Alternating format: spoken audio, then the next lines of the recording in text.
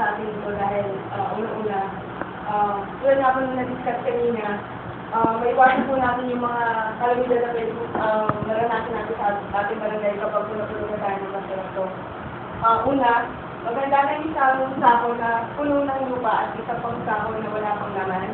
Pangalawa, lagyan ng konting lupa ang ikalawang sako at dito ihulog ang mga nabubulok. Tiyakin lagi ito yung takot.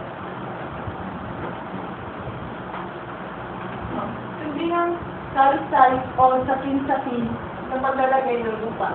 Nabubulok, tapos lupa, hanggang mabulok ang sako. Sa bawat sali ng lupa, basain ang bahagyan ng gamit ng tubig o mula sa pinagsurado. Kailangan na initan at nahanginan ang sako. Una po, lalagyan po muna natin lupa yung sako. Pagkatapos, saka natin ilalagay yung mga basurang i-compost natin. Ang susunod po, lupa naman po ulit. Tapos, ganun din, basura naman ang kasunod. Tapos, dapat po, siguraduhin natin ito na nahanginan at nasisigaran natin.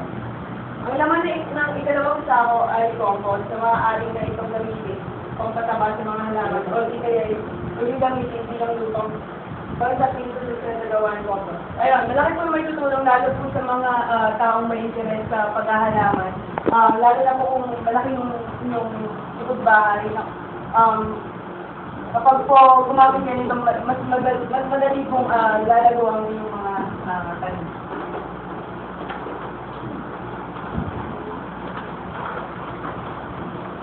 Ito po yung dito lang maaaring paglagay ng compost sa paso.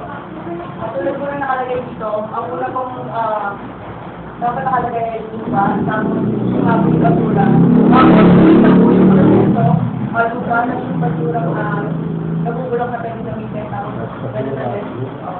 Tapos sa pinaka puno bago po nung tatakman yung lupa, doon yun na po pwede ilagay yung buto na pwede nung kanina. Hindi po pwede, bukod po sa paso at saka po sa sao, pwede din yung pong ilagay yung gagawin na compost sa mga gulong na hindi na po ginagamit. Ganun din po yung proseso, lupa, tapos basura.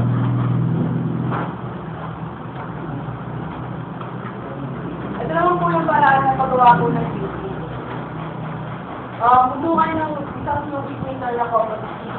Tapos maganda ng apat na nakawayan na may undercut bilang sinawan para po pumasok ang hangin sa loob.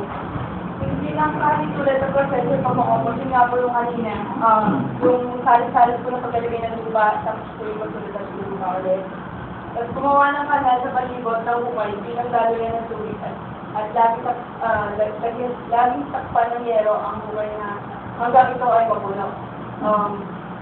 Para po hindi na kayo mahirapan mag-relay, dapat po meron po siyang daanan ng tubig para po hindi na kayo maaabala.